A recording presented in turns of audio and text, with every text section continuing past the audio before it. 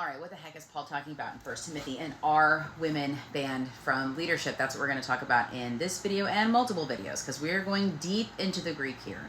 And I think that it's important because these sets of scriptures have been used to justify the silencing of women, and I'm just done with that. And this is also in response to the video that Drew, you made. I apologize. I am too lazy to know how to stitch, and so I'll tag you and hope that that works. But again, multiple videos. This is just video number 1.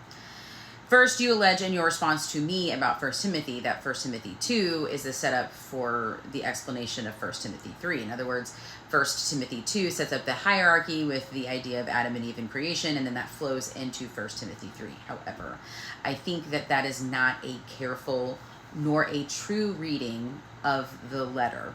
Here's why. These are first to two very different audiences. In chapter 2, Paul is addressing the congregation at Ephesus, whereas in chapter 3, Paul is addressing the elders, the overseers, and those that are electing those positions. And so you've got two different audiences here. The tones are also different.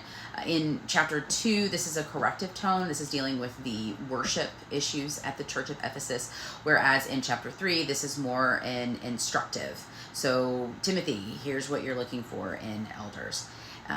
The final piece is when you look at 1 Timothy 3:1, and I'm just going to tease a portion of it. So we're going to talk about that first sentence, that the saying is trustworthy.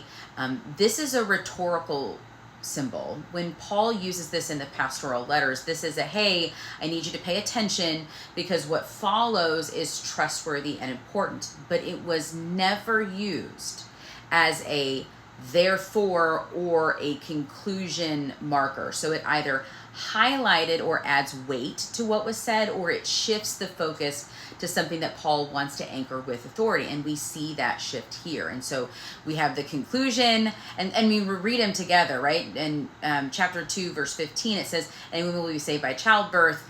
And then for Paul to go, oh, and by the way, here are the elders. Therefore, here are the qualifications for elders. Like, it just doesn't work. And so I'm also going to talk about the other portion of 1 Timothy 3:1. So we'll get into the genders in the next video. But that is the very first part of why the second chapter is not a setup for chapter 3. These are two completely different issues.